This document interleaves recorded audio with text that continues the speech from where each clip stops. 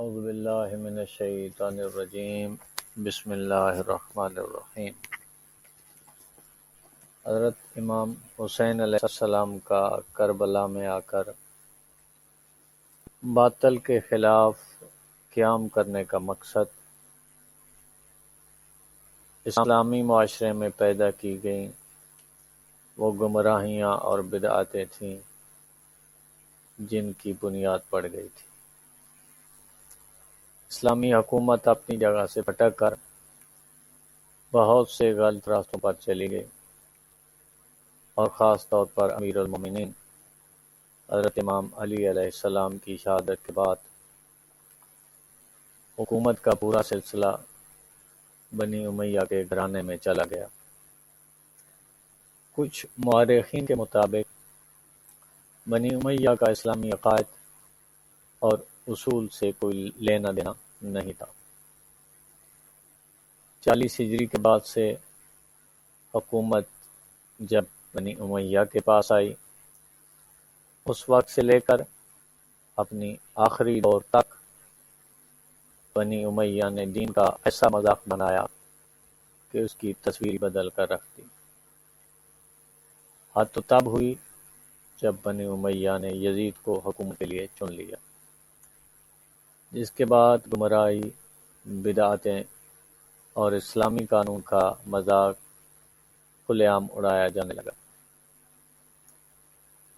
ایسا لگ رہا تھا جیسے جہالت کا دور پھر سے پلٹ گیا ہو اور رسول اللہ صلی اللہ علیہ وآلہ وسلم کے دست حق پر ایمان لانے والے الٹے پاؤں کفر کی طرف لوٹ گئے ہوں۔ حضرت امام حسین علیہ السلام کے علاوہ بھی اگر اہل بیت علیہم السلام کے گھرانے کی کوئی اور شخصیت تھی، وہ بھی امت کی اس گمراہی،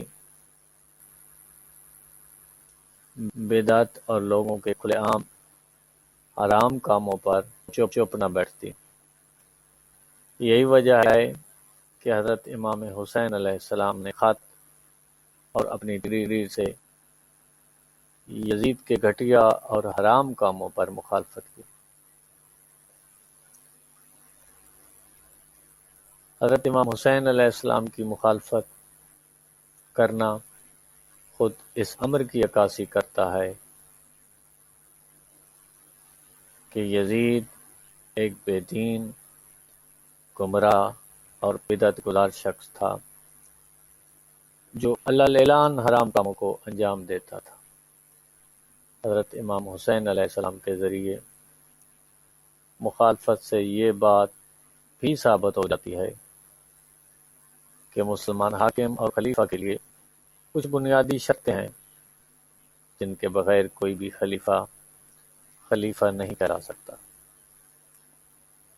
اور افسوس کی بات یہ ہے کہ شجرہ خبیثہ بنی امیہ کے پورے گھرانے میں کسی میں بھی وہ شرطیں نہیں پائی جاتی تھی۔ تاریخ گواہ ہے کہ بنی امیہ کے حکمرانوں کی ہمیشہ یہ کوشش رہی ہے کہ اسلام کی پوری تصویر کو بدل دیا جائے، جس کا نمونہ آج انہی کی نسلوں کے ذریعے پوری دنیا میں دیکھا جا سکتا ہے۔ حضرت امام حسین علیہ السلام نے مکہ پہنچنے کے بعد بصرہ کے حاکم کو اس مضمون کا ایک خط جاری کیا کہ میں اپنا خط اپنے قاصد کے ساتھ بھیج رہا ہوں اور تم لوگوں کو اللہ کی کتاب اور پیغمبر اکرم صلی اللہ علیہ وآلہ وسلم کی سنت پر عمل کرنے کی دعوت و تاکید کرتا ہوں، کیونکہ اب کچھ اس طرح کے حالات بن گئے ہیں جن میں پیغمبر اکرم صلی اللہ علیہ وآلہ وسلم کی سنت پر عمل کرنا بالکل چھوڑ دیا گیا ہے اور بدعتوں کو فروغ دیا جا رہا ہے۔ اگر تم لوگوں نے میری بات مان لی تو میں تم لوگوں کو سیدھے راستہ کی ہدایت کروں گا۔ پھر آپ علیہ السلام نے اس خط میں یہ بھی تحریر فرمایا کہ اب حق پر بالکل عمل نہیں ہو رہا ہے۔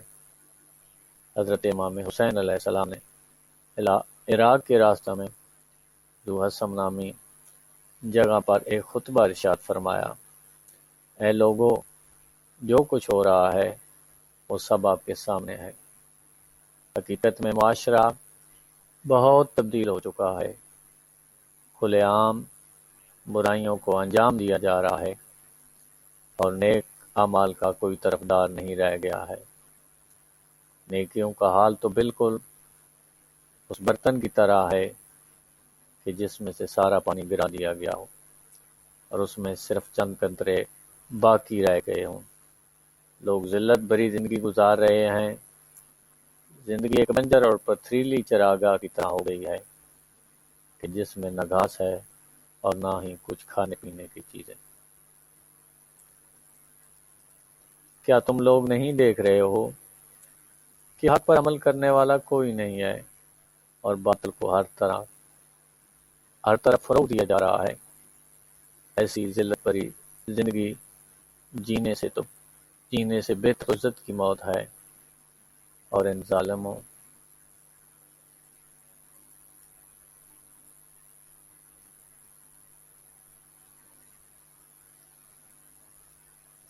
اور ستمگروں کے ساتھ زندگی کو میں اپنے لیے توہین و تحقیر سمجھتا ہوں۔ بنی امیہ کے حکمرانوں نے اپنی غیر دینی اور گھٹیا سیاست کے ذریعے لوگوں کے دین اور ایمان کا وہ حال کیا کہ ان میں اقدار نام کی کوئی چیز ہی باقی نہیں رہ گئی تھی۔ انسانیت دم توڑ رہی تھی۔ حضرت امام حسین علیہ السلام نے اپنے اسی ذو حسن والے خطبہ میں فرمایا تھا، لوگ دنیا کے غلام ہیں اور دین صرف ان کی زبانوں کا چٹخارا ہے۔ جب ان کے پیٹ بھرے رہتے ہیں تو دین یاد آتا ہے، جیسے ہی تھوڑی مشکل آن پڑتی ہے دیندار ڈھونڈنے سے بھی میسر نہیں ہوتے۔ عاشورہ اور کربلا کا پیغام صرف اسی دور کے لیے نہیں تھا بلکہ ہر آنے والی نسل کے لیے تھا۔